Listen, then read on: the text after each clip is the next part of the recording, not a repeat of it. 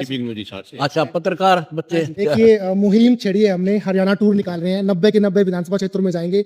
जो भी विधायक हैं, एमपी है, एमएलए हैं, स्पिरिचुअल गुरु हैं, उनका पॉडकास्ट करेंगे। जो चल रहा है मार्केट में, समाज में, तो वो पूरा दिखाएंगे सारे का सारा। तो शुरुआत अच्छा। आपसे कर रहे हैं, आशीर्वाद चाहिए आपका।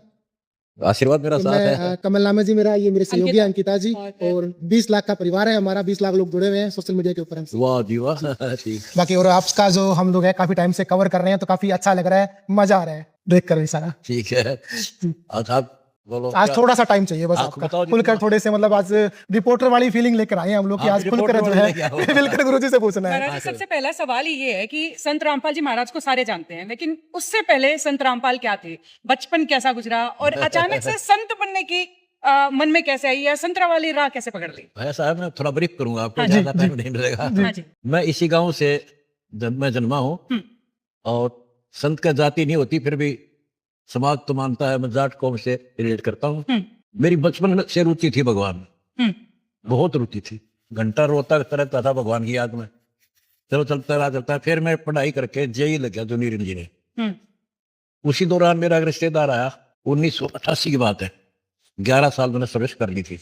उसने बताया कि आप भक्ति करो। जी। मैं भक्ति तो बहुत करता हूँ, ऐसे नहीं गुरु बिन भक्ति नहीं होती। तो उसके कहने से मैं उसके पास चला गया। 2 संत थे, परम संत। वहां जाने से 1-2 बार उनसे कोई गुस्ताखी भी की, प्रश्न करने की, पर उसके आगे पार नहीं बसाई। उन्हें ऐसे सटीक जवाब दिए, उनको समर्पित कर दिया। स्वामी राम देवानंद जी महाराज, वो ब्राह्मण जाति से है, गांव पैतावास कला, चरखीदार जी। उन्होंने ऐसा ज्ञान बताया, बेटा ये ज्ञान तो मेरे पास है ना, ये हमारे तो कबीर साहब है, हमारे भगवान कबीर है, वो कबीर पंथ से जुड़े थे। जो कबीर साहब ने तो ज्ञान दिया है ना, वो ज्ञान असल है, और वो ही हमारे वेद गीता पुराणों में है। जितने भी ये धर्मगुरु हैं, क्योंकि ज्यादा ब्राह्मण ही हैं, और वो भी ब्राह्मण थे, जब उन्होंने इस तरह की बात करी कि इनको कत्ती ज्ञान नहीं है, कोरी दंत कथा सुना रहे, तो मैं एक बर्दाश्त ये पड़ गया कि खुद ब्राह्मण है, जाति से है, और ऐसा बोल रहे हैं। दुख हुआ, क्योंकि मैं कृष्ण राम का पुजारी तगड़ा था। वैसे आज भी हम उनका भक्ति उनकी भी करते हैं। तो उनका तो गीता वेद पुराण को एक बार दोबारा देख अपने दृष्टिकोण से। और कबीर साहब के उससे मिला। उसके बाद 1988 मैंने नाम ले लिया। फिर 1995 मेरे को दीक्षा देने का आदेश दे दिया, उत्तराधिकारी बना दिया। कोई आश्रम नहीं दिया कि अपनी नौकरी कर और सेवा करे। फिर नौकरी करते करते 1995 में ये ऐसी परिस्थिति आ गई कि एक ही काम हो सका था, चाहे नौकरी कर लूं या भगवान की सेवा कर लूं। 18 साल की सर्विस मैंने छोड़ दी। 4 बच्चे मेरे, 2 बेटे 2 बेटी। आज मेरे ऊपर एक धब्बा लगा रखा है, मैं हिंदू विरोधी बताऊं। मैं जो ज्ञान देता हूँ गीता वेद पुराणों से, महाभारत रामायण से, अगर इन जो लिखा ज्ञान है वही हिंदू विरोधी है, तो वो तो फिर हम सारे भी विरोधी हो गए। कहते हैं कि धर्मगुरुओं के खिलाफ बोलते हैं, धर्मगुरुओं को पखंडी आप बता देते हो, इसीलिए शायद हिंदू धर्म के दुश्मन आपको बता देते हैं। पाखंडी नो कहता हूँ, जब गीता वेद पुराण छोड़ गए, अन्य दंत कथा सुनाओ, और पाखंडी है। जैसे हमारा एक सिलेबस है, हम टीचर हैं, गुरु जो होता है टीचर है जी। वो तो कह के टीचर है, या दातम के टीचर हम। 2 टीचर सिलेबस से बाहर पढ़ाता है, तो उसको क्या कहोगे, मूर्ख है, बकवाद कर रहा है, विनाश करेगा बच्चों के भविष्य का। ब्रह्मा विष्णु महेश 3 लोगों की महापावर है। हम पहले सबसे पहले इनका नाम देते हैं। ब्रह्मा सावित्री, विष्णु लक्ष्मी जी, शिव पार्वती जी, गणेश जी और दुर्गा जी। ये 5 नाम पहले रटने पड़ेंगे 4 महीने लगातार, डेली 108 मंत्र। 108 ये है हिंदू पूजा। नेक्स्ट होगी सनातन पूजा, वो 2 मंत्र का अक्षर इसमें गो मेरे गो। फिर तीसरी होगी पूर्ण ब्रह्म परमात्मा आदि सनातन, उसमें 3 नाम की पूजा। गीता 17 श्लोक 23 में जो है, ओम तत्सत इति निर्देश त्रिविध समर्थ है, ब्राह्मणा तेन वेदा च यगा च विहिता पुरा। तो सबसे पहले जो आदि में ये 3 नाम का जात, तो हम पूरा फिर आजीवन ये तीनों भक्ति करनी है। ब्रह्मा विष्णु महेश साथ रहेंगे।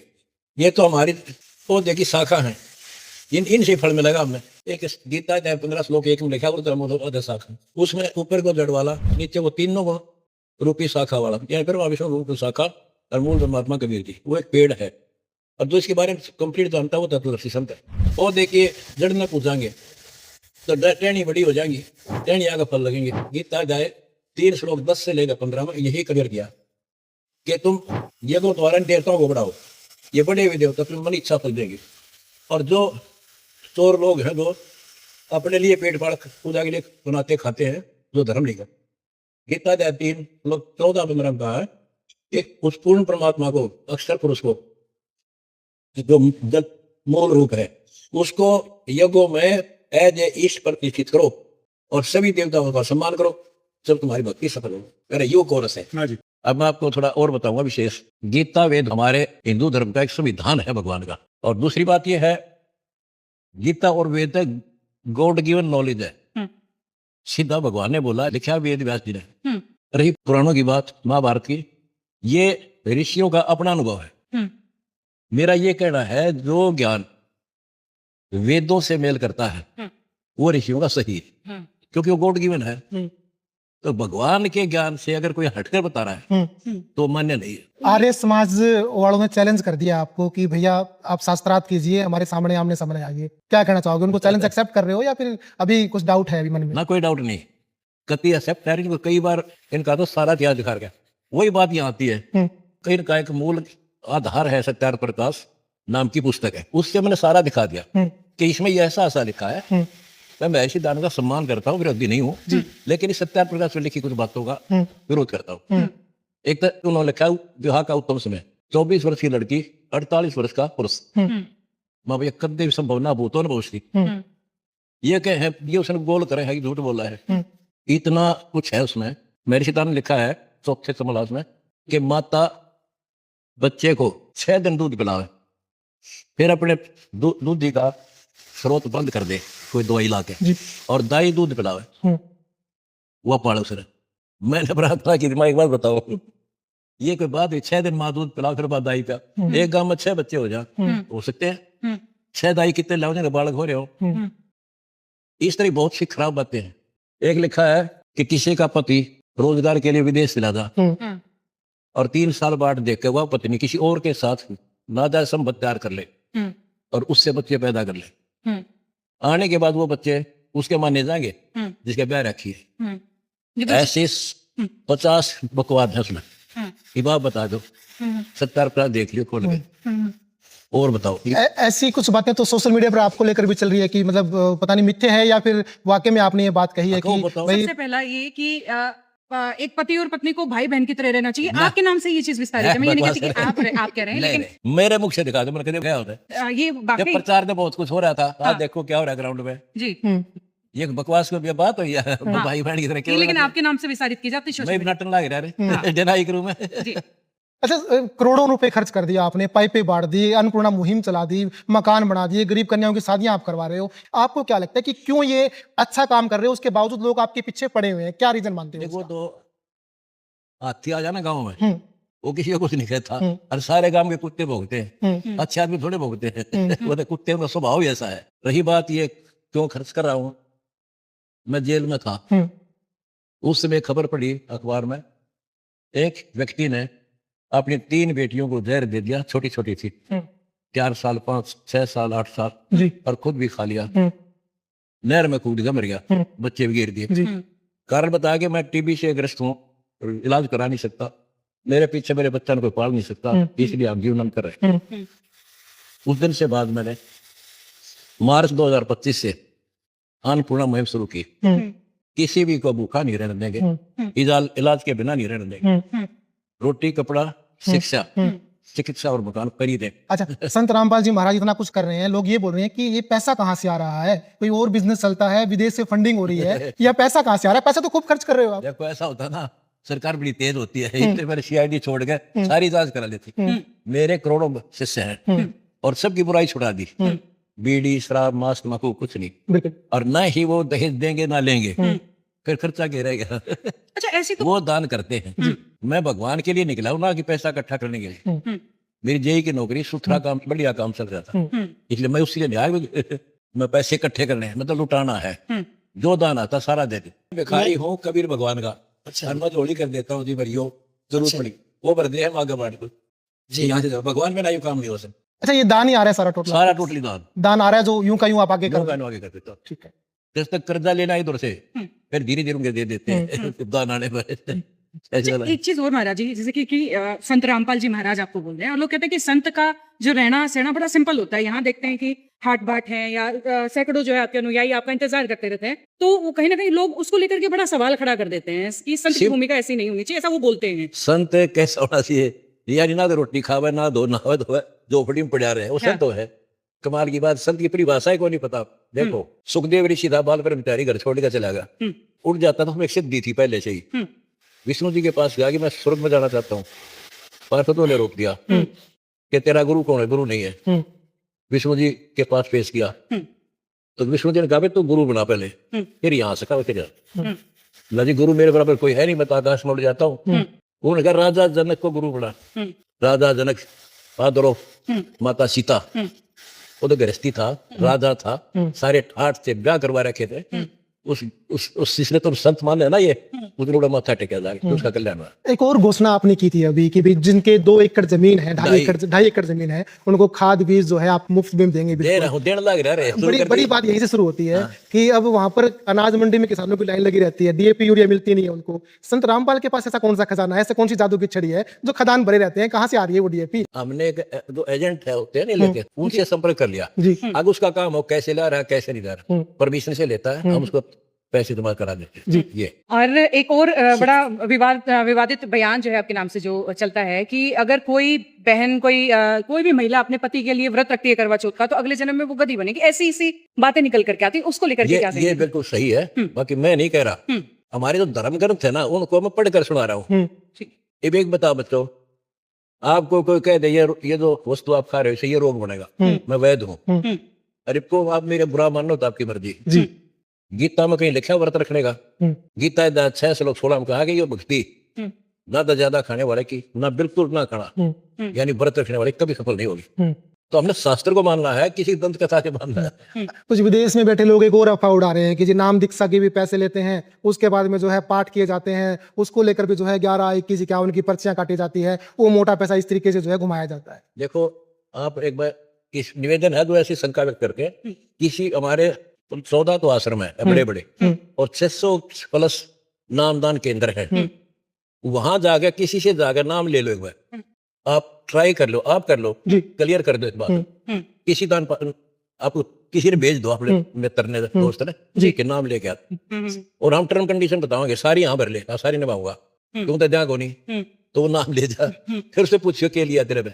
आप कहते हैं ना 25,000 पर्ची काटे पाठ की, और कट्टे क्या है, किसी को मजबूरी नहीं है, वो खुद अपनी इच्छा से है। तो आप देखो गीता में प्रमाणित है, गीता जाए 3 श्लोक 10 से 15 में कि जो साधक दान नहीं करता वो चोर है भगवान। मैं सिर्फ वो गाइड करता हूँ, भक्ति में दान जरूरी है, ये दान जरूर करो। देते को हर देता है जहां तहां सियान, ना दिया फिर मांगते फिर भगवान सुना निकाली, वेद की वाणी है ये, तो सक्षम वेद की। तो इन अवज्ञात मैंने बताना तो पड़े है भाई, दान करना चाहिए, करो ना करो मैं कैसा बने तो पर पक्का करो तुम, यहाँ नहीं पढ़ने दूंगा, नहीं करा दे, पूछ लो किसी का। 80% गरीब जनता है, उनके पास कितना हो 25,000 देने, पास नहीं करेंगे, आप इनसे पूछ कर देखो। अच्छा, संत रामपाल का विजन क्या है, वो चाहते हैं क्या है, भारत क्या बन जाए, क्या बनाना चाहते हैं? सोने की चिड़िया, गरीब और किसान मिट्टी में मिल रहा है, इसको उठाएंगे। अब सोने की चिड़िया बनेगी, शेड तो शेड है ही, और कर रहा हूँ आप देख लो।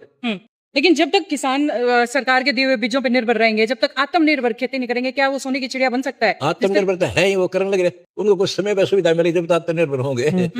और समय भी मिलता नहीं, पैसे है नहीं, 1-2 एकड़ के किसान के पास क्या बचेगा, मजदूरी नहीं बचती उसके बाद, और कोई ऐसे खर्चा आ जाता तो कर्जा लेना पड़ता है। तो अपने आप सोने की हो जाएगी, जब अपने पैरों पर खड़े तो जब होंगे, जब समय पे सब सामान मिलेगा, बढ़िया फसल होगी। जेल में भी रहे हो, काफी टाइम वहां पर लगाया है, कैसा व्यवहार वहां पर रहा प्रशासन का? देखो जेल तो जेल ही हो, क्या बताओ आपने, भगवान कर अपना। उसके पीछे भी एक छोटा सा सवाल है। वहां पर जब आप जिस टाइम आप थे ना वहां पर, तो उस टाइम पे शमशेर सिंह दैया थे वहां पर जेल, तो उनका एक छोटा सा इंटरव्यू हमने किया था, और उस इंटरव्यू के अंदर जो है अपने जो संगत थी उन्होंने बड़े खुलकर कमेंट उनको लेकर कर रखे थे कि बड़ा परेशान कर रहे हैं, वायात इंसान है, लॉजिक नहीं है बात करने का। जेल में बंद थे वो ठीक रखे उसका भला, दुखी रखे उसका कर्म, उतना आप में रहेगा, ये तो वहां चलता ही रहता है। और जेल में कौन आरती तारा है तो कोई दुखी करे, कोई ठीक से रख ले, ना जेल में था। वैसे सर, जब जिस वाक्य के बाद आप जेल गए, उस दिन हुआ क्या था बरवाला आश्रम में? मैं बीमार था, और सरकारी पैनल आकर के कोर्ट का आदेश आ गया हाजिर होने का, और मैं अस्वस्थ, भक्तों ने निवेदन किया कोर्ट में कि वह अस्वस्थ चल रहे हैं, ये मेडिकल है। सरकार ने सरकारी डॉक्टरों का पैनल तैयार किया जांच के लिए। ठीक है। उन्होंने कहा भाई ये जाने योग्य नहीं है, कितने दिन का तो रेस्ट है। जी। वो हमारा रेस्ट 19 तारीख को पूरा होना था, हम्म, उससे पहले ही आके खड़े हो गया 18 तारीख को 17 को, और देर लट्ठा शुरू हो गए। उसका विरोध वक्ता ने किया, भाई देखो बीमार ने के ऊपर जान देंगे हम, टाइम तो पूरा हो जाने दो। सारे पैनल सरकार का पैनल बना रहा है। आरोपित आप पे भी लगे थे कि आपने कमांडो की फोर्स बना रखी थी, आपके लोगों ने भी जो है लाठियां और उस ऊपर से पत्थरबाजी काफी देर तक वहां पर मैंने कुछ नहीं बना रखा था, कुछ नहीं बना रखा था। ये तो बनावटी बात है, कुछ भी कह लो। वक्ता अपने पर्सनली उससे कुछ विरोध किया, हमने कुछ नहीं कोई आरोप सिद्ध हुआ आपके ऊपर जो लगा है? कोई सिद्ध नहीं हुआ। कोई आरोप सिद्ध नहीं हुआ। एक बड़ा सवाल ये भी है 15 को वो थे मुकदमे, 13 फायरिंग हो लिए, 12 और 2 में मैं सस्पेंड हो ली, मेरी सजा खत्म बंद होगी, एक अभी अंडर ट्रायल। कभी पैरोल के लिए अप्लाई क्यों नहीं किया महाराज जी? मैं सोचा इकट्ठे आवांगे फिर क्या चलो उठाए, इससे अच्छा मत भगवान दया करें, एक बार आ जाओ, हरी जनता की इतनी सेवा कर देंगे। अब तो कद्दे जड़ जाऊँ, ऐसा काम कर दूंगा। 1 साल भी रह गया ना बाहर, 4 बैठा हूँ, कुर्ता पजामा समा रखा, कांधे में चादर, जब उठ के चला था। अच्छा, जेल में रहते हुए न्यायपालिका से बड़ी दिक्कत हुई, उसके खिलाफ भी आपने बड़ी किताबें लिखी। मैंने कोई नहीं भक्तों लिखी हो तो हाँ। उनके साथ अन्याय हुआ, उन्होंने लिखी, मैंने लिखी कोई। जी। भक्तों का अपने प्रश्न क्यों थे मतलब। एक करप्शन बहुत फैला हुआ है, ये करप्शन कैसे दूर कर पाओगे? मतलब चलो भक्तों को तो संभाल लोगे, इनकी दारू आपने छुड़वा दी, सारे काम छुड़वा समाज दिया। ऐसा तैयार करा, जैसा ये हो रहा है। इस देश सरकार की बहुत काम करना चाहती सर, वहां से 1 करोड़ रुपया चलता है ना, मौके पे मेरे ख्याल 50 लाख नहीं आता जी। और उसमें तो भी फिर न सोचते 2 नंबर का काम करके चलता करता है। और यहाँ से 1 करोड़ जाता है ना, 1 करोड़ 10,000 लगेगा वहां जी। क्योंकि ये इतने सोच माइंड बना दिए, 1 पैसा नहीं, अपने दोहरे तो लगा सकते हैं खर्चा। ऐसा में सारा समाज बन जाता है। फिर ये अफसर बनेंगे, ये कर्मचारी बनेंगे, 1 पैसा नहीं ले किसी पे, और भाग भाग काम के लिए। देखो यहाँ एक एप्लीकेशन आती है, अब सैकड़ों ये देखो स्कीम हमारी, सबको सुचारू रूप से चला रहे, 1 मिनट की देर नहीं, मतलब परेशान करते हैं। प्रजा पीड़ित है ये सारे, परेशान करना, चक्कर कटवाना, ये आओ फलाना, कि मैं दे जाओ तो जाओ, हो जाएगा। ये आर्य समाज को क्या कहना चाहोगे फिर? कब उनके लिए शास्त्रार्थ के लिए तैयार है? देखो शास्त्रार्थ तो वो मन देखे नहीं, जब मैंने बता दिया इसमें गलती बता दो, हो गया शास्त्रार्थ। एक भी गलती बता दो, मैंने गलत बोल दी, ये उसमें बोल रखी है, फिर भी इन्होंने जो शास्त्रार्थ, जब इन्हें मानना ही नहीं है, शास्त्रार्थ क्या करेगा।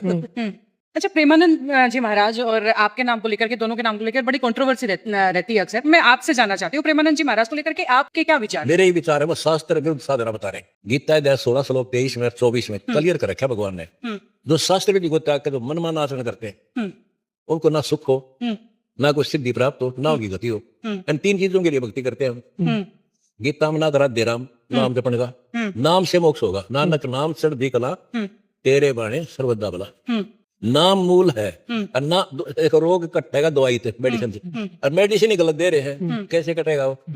एक डॉक्टर तो बता ही सकता है ये गलत दवाई दे रहा है, चेक कर लो साल्ट उसका। बिल्कुल बिल्कुल सही। ये मैंने कहा रात दे रात दिजाब करा, कृष्ण भी छोड़ दिया, हम अपनी बता दें, वो कुछ नहीं, इसके बाद 0 ज्ञान है प्रेमानंद के पास। इवन नाराज हो जाए, गलत सामने प्रमाण कर रखा, मन दो 3 तो वीडियो बनवा रखी है उसके ऊपर। प्रारब्ध तो भोगना पड़ेगा, भोगना पड़ेगा, अवश्य अवश्य अवश्य। कोई भी हो, जिस समय हमारा शरीर बनाया गया था, उस समय जो रखा गया है कि 20 वर्ष में तुम्हारा हाथ टूट जाएगा, 25 वर्ष में तुम्हारा सर फूटेगा, तुम्हें कैंसर, वो सब होगा, वो सब होगा, चाहे भजन करो या ना करो, उससे कोई फर्क नहीं पड़ता। उसी को हम रो के काटें या उसी को हंस के काटें। दर्शकों, देखा आपने, प्रेमानंद जी महाराज का कहना है कि परमात्मा पाप नाश नहीं कर सकता है, जबकि संत रामपाल जी महाराज ने वेदों से ही प्रमाणित करके बताया है कि परमात्मा घोर से भी घोर पापों का नाश कर सकता है। इसलिए संत रामपाल जी महाराज प्रेमानंद जी को अज्ञानी कहते हैं, क्योंकि उन्हें शास्त्रों का कोई ज्ञान नहीं है, इसलिए प्रेमानंद जी को अज्ञानी ही कहा जाएगा। दर्शकों, यजुर्वेद अध्याय 8 मंत्र 13 में स्पष्ट लिखा है कि परमात्मा पाप नाश कर सकता है। दर्शकों, इस अज्ञानी प्रेमानंद ने यह भी कहा है कि परमात्मा का कितना ही भजन करो, पाप कर्म की वजह से हुआ रोग तो भोगना ही पड़ेगा, चाहे हंस के भोगो चाहे रोकर भोगो। सुनिए कि 20 वर्ष में तुम्हारा हाथ टूट जाएगा, 25 वर्ष में तुम्हारा सर फूटेगा, तुम्हें कैंसर, वो सब होगा, वो सब होगा, चाहे भजन करो या ना करो, उससे कोई फर्क नहीं पड़ता। उसी को हम रो के काटें या उसी को हंस के काटें। दर्शकों, प्रेमानंद जी के इस अज्ञान का खंडन खुद वेदों ने किया है। यह है ऋग्वेद मंडल 10 सूक्त 161 मंत्र 2। इसमें स्पष्ट लिखा है कि परमात्मा अपने साधक के भयंकर रोग को खत्म कर उसे सुखी करके 100 वर्ष की आयु प्रदान कर सकता है। दर्शकों, इन प्रमाणों को देखकर आप समझ गए होंगे कि प्रेमानंद जी महाराज ने वेदों के विरुद्ध ज्ञान दिया है। प्रेमानंद जी के ये बोल एक बार फिर सुनिए। जिसमें ये कह रहे हैं कि पाप तो भोगने ही होंगे, चाहे हंस के भोगो या रोकर। सुनिए। कि 20 वर्ष में तुम्हारा हाथ टूट जाएगा, 25 वर्ष में तुम्हारा सर फूटेगा, तुम्हें कैंसर, वो सब होगा। वो सब होगा, चाहे भजन करो या ना करो, उससे कोई फर्क नहीं पड़ता। उसी को हम रो के काटें या उसी को हंस के काटें। दर्शकों, जरा विचार कीजिए, यदि भक्ति साधना करने से पाप कर्म कट ही नहीं सकते तो भक्ति करने का फायदा ही क्या रहा। सच तो यह है कि इन अज्ञानियों के पास वो भक्ति मंत्र ही नहीं है जिससे परमात्मा घोर पाप का नाश कर देता है। वो मंत्र केवल संत रामपाल जी महाराज के पास है। इसलिए संत रामपाल जी महाराज ने स्पष्ट किया है कि प्रेमानंद जी के पास यथार्थ भक्ति नहीं है जिससे साधक के पाप कर्म कट जाते हैं। साथ ही प्रेमानंद जी जो भक्ति बता रहे हैं वो मनमाना आचरण है तथा शास्त्र विरुद्ध ज्ञान है। इसलिए संत रामपाल जी महाराज ने उनको अज्ञानी कहा है। अरे महाराज, ये भूत प्रेत ओपरी प्राई होती है क्या? होती हैं, लेकिन देखिए गीता में लिख रखा है 9 में 25 भूत पूजनीय भूत बनेंगे, पितर पूजनीय पितर, देवता को पूजने वाले देवलोक में जाएंगे, मेरी भक्ति करेगा वो मुझे प्राप्त होगा। तो भूत प्रेत तो उसमें प्रमाणित है। अब आप बोलते हो कि मूर्ति पूजा ना करें, हाँ। ठीक है, और आपके जो अनुयायी हैं वो सबसे पहले आपकी मेरी मूर्ति रखते हैं। आपकी मूर्ति रखते हैं, तो उसको लेकर क्या? मैंने ये कहा कि जैसे एक वैद्य है जी, और उसकी मूर्ति बना ली और वैद्य का मंदिर भी बना दिया, वो बहुत अच्छा वैद्य था, नाड़ी पकड़ कर दुआ बता देता था, कारगर थी। अब क्या उससे हम पूछे जी मेरा बुखार है देखियो, क्या वो काम करेगी? मूर्ति वैद्य की है, वैद्य मूर्ति वैद्य नहीं है। अब रही बात जैसे अपने कोई भगवान है, गुरुदेव है या अपने इष्ट है, गुरुजी हैं, उनकी मूर्ति रखो, उनका सम्मान करो, प्रणाम करो, उस पर न्यू आश्रित। जैसे मंदिर में जाने की क्या जरूरत है, घर न रख लो मूर्ति और वहीं प्रणाम कर लो और अपनी भक्ति करो। मंत्र मोक्ष मुक्त मंत्र से होगा, केवल मूर्ति मंदिर में जाओ पुजारी पाड़ दिए और मूर्ति घर न धर लो तो भी तो उसी है, वो वहां सत्कार करो, नमस्कार करो। आपका एक इंटरव्यू में देख रहा था, उसमें आप बोल रहे थे कि पहले मैं खुद भी सालासर जाया करता, जाया करता, क्यों छोड़ दिया? वही तो है ना, कवि साहब कहते हैं पीछे लगा जाऊं था मैं लोक वेद के साथ और मार्ग में सतुर मिल गया, दीप पे दे दिया हाथ। मैं भी दंत कथाओं के आधार से वही मार्ग पर चल रहा था। गुरुजी मिल गए, उसने चांदना रोशनी दे दी, दीपक दे दिया शास्त्र, यहाँ नहीं बेटा इसके आधार से चल, अंधेरा अंधेरे में ठोकर मत खा। तो फिर मैंने वो बदल लिया, सही मार्ग पर आ गया मैं। अच्छा, अब जिक्र जो है मैं चाहता हूँ सारे संसार इसी तरह देखे, मेरे सत्संग सुन ले, फिर स्टोर आए मौजूद मार दियो, तो एक भी बात गीता वेद पुराण के बाहर हो। अच्छा, उसके बाद में तो अब आप अपने आप को अब भगवान समझने लगे हैं। कौन आप है? अब लोग तो आपके अनुयायी लिखते लोग तो मैंने प्रधानमंत्री समझ रहे जब के बन जाऊंगा मेरे मुख से दिखा दो, मैंने कहा भगवान क्या होता है, एक मिनट दिखा दो। अच्छा, तो फिर आप अपने अनुयायियों को भी मत बोलो कि नहीं भगवान नहीं भाई, मैं भी आप जैसा ही हूँ। मैंने गाली दे उन्हें क्यों बोलूं गाली भी दे रहे हैं, फिर जाके हम खबरदार बोले न्यूट्रल छोड़ रखा है, जो मर्जी जो बोले। अच्छा, एक चीज और मैंने सुनी थी कि जो जिन्होंने नाम दान ले रखा है वो कोथળી सीधे ना ले। दहेज मुक्त कर दिया। दहेज क्या अच्छी चीज है, ना बिल्कुल नहीं। तो ये भी दहेज का छोटा रूप है, ये दहेज का सेकंड कैटेगरी है। अच्छा, हमने ये कह रखा है अपनी बेटी को, आप भैंस की जरूरत है, भैंस बांध दो दूध की, और उसमें मकान की आवश्यकता है, मकान बनवा दो, खूब लाओ पैसे। ये 2 किलो चून भूल गए, गुरगले बना गए, न्यून से न्यून उठा गए, चलो वो आइटम थोड़े का किराया ज्यादा लग जाए। ये परंपरा बेतुकी है, छोड़ दो। प्यार भी तो बढ़ता है इन चीजों से। प्यार तो बढ़ दिया, प्यार है, प्यार तो जब बढ़ेगा। हमने जैसे तैयार कर रखा है अपनी बेटी को कि तो अगर किसी का लेगी ना पैसा तो बेटी अगले जन्म में देना पड़ेगा। इस प्रकार फिर हम सब ने बता रखा, किसी का आप रखा ना पैसा वो देना पड़ेगा पाई पाई। जी। तो बहन हाथ जोड़ ले भाई, मैं ना लूं, तेरा भगवान ने ठीक कर रखे। प्यार दूना पड़ेगा। जब एक बहन आती है घर पे, बाप भी के तोड़ी पड़ जाए, आगे 2000 का खर्च प्यार पे जाओ है, ये दूना दुश्मनी पड़ गई, ये बात। अच्छा, ये जब आप जेल में थे, जेल से छुटने के बाद में यहाँ पहुंचे आश्रम के बाद में, उसके बाद में तमाम चीज बीजेपी के नेता की बात हो, कांग्रेस के नेता की बात हो, इनेलो की बात हो या फिर जेजेपी की बात हो, सारे आपके यहाँ पर पहुंचे हैं। आपसे प्यार करते हैं या वोटों का चक्कर चल रहा है? वोटों में राजनीति से सौ कुछ दूर होता है। वो मेरे को शाबाशी देने आए कि संत होते साहो, ऑन तो कैमरा तो नहीं कह पाए हुए, बाकी बाद में कह दो, तब जोड़ जोड़ धरे। अच्छा, गीता को, वेद को, पुराण को लेकर के अक्सर सवाल होते हैं, आप बोलते हो कि इनमें जो लिखा है वो सब सही लिखा है। नहीं, पुराण में नहीं मानता मैं। हाँ। गीता और वेद गॉड गिवन है। अच्छा, पुराण है ऋषियों का अनुभव, राइटर वेद व्यास जी। जैसे एक बात बताऊं मैं आपको, हमारे हिंदू धर्म गुरु ब्रह्मा विष्णु महेश को अजन्मर बताओ ना, कोई जन्म नहीं होता, और पुराणों को खुद एक्सेप्ट करते हैं। देवी पुराण 3रे सिंह में विष्णु जी कहता है अपनी दुर्गा माँ को, आप शुद्ध स्वरूपा हो, ये सारा संसार तुमसे ही उद्भासित हो रहा है। मैं, ब्रह्मा और शंकर, हमारा तो जन्म और मृत्यु होता है। फिर शंकर जी कहते हैं, हे माता, विष्णु जी के बाद उत्पन्न होने वाले जो ब्रह्मा आपके पुत्र हैं, तो क्या मैं शंकर समूह लीला करने वाला आपका पुत्र नहीं हुआ? क्या माता होगी इनकी? जन्म मृत्यु खुद करे। ये देखो झूठ बोला, झूठ बोला, झूठ तो तुमने पका रखी है समाज में, वह पक्की हो रही है झूठ। इसमें ना लिखा होता है थारी टांग तलाई निकल जाए। अच्छा, ये तो हमारी वेद की, गीता की बात हुई। मैं पूछना चाह रही हूँ सवाल, बाइबल है और जिस तरीके से इस्लामिक पुस्तक है, उसको लेकर के क्या कहना चाहेंगे? उसमें जो लिखा है, क्या संत रामपाल जी ने पढ़ा है? बट क्या उनका निष्कर्ष दे रखा मैंने। एक है मुसलमान समझे ज्ञान पुराण, सारा निष्कर्ष दे रखा मुसलमान धर्म का। बताऊंगा आपको, ध्यान से सुना, क्योंकि देखो आप इंटेलिजेंट बच्चे होते हो, जितने भी पत्रकार बच्चे हैं, किसी को देख ले, हिंदू धर्म में देख ले, विष्णु की मैं पूजा करता था, और किसी से पूछते थे भगवान कैसा? भगवान निराकार है। ठीक है भाई, जब तो हमने पता ही नहीं था। अब ईसाई को पूछ ले, गॉड इज फॉर्मलेस, तो निराकार है। मुसलमान से बात कर ले, तो अल्लाह बेचून यानी फॉर्मलेस है। अरे पूरी किताबों में क्या लिखा है? अगर भगवान निराकार है तो विष्णु जी के है फिर? वो तो भगवान भी ना हुआ है से। इनका पिता है और इनका पिता भी है। शिव पुराण में लिखा है, इतना टाइम नहीं, मेरे सत्संग सुन लियो। वेद में लिखा है, ऋग्वेद मंडल नंबर 982 मंत्र 1 में लिखा है कि परमात्मा सब पापों का नाश करता है और वो सिंहासन पर बैठा है, जैसे राजा बैठता है, राजा की तरह दिखाई देता है बैठा। तो निराकार कैसे होगा? ऋग्वेद मंडल नंबर 986 मंत्र 27 में लिखा है, परमात्मा देवलोक के तीसरे पृष्ठ पर बैठा है। तो निराकार की तो है, मनुष्य जैसा हो गया, राजा के समान।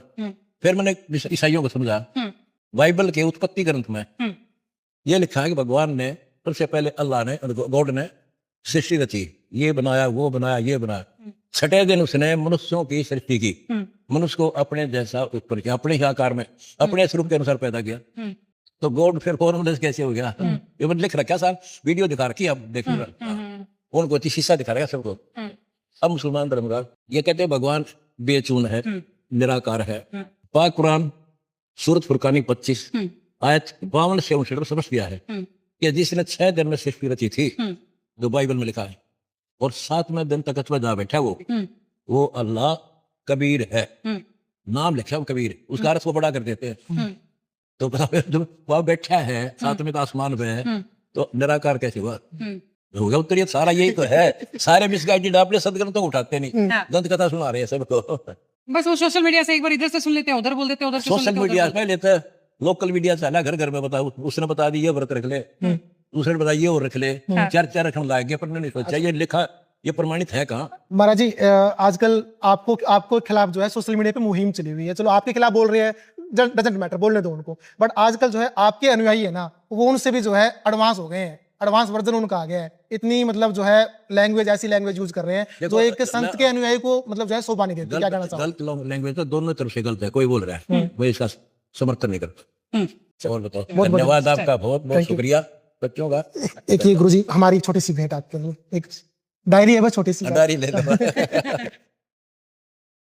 देख, पैसा तो नहीं है। हाँ, कई एक बना बीच में देगा 1000 रुपये काट के उल्टे दिए, भैया हमारा तो कर्म नहीं है।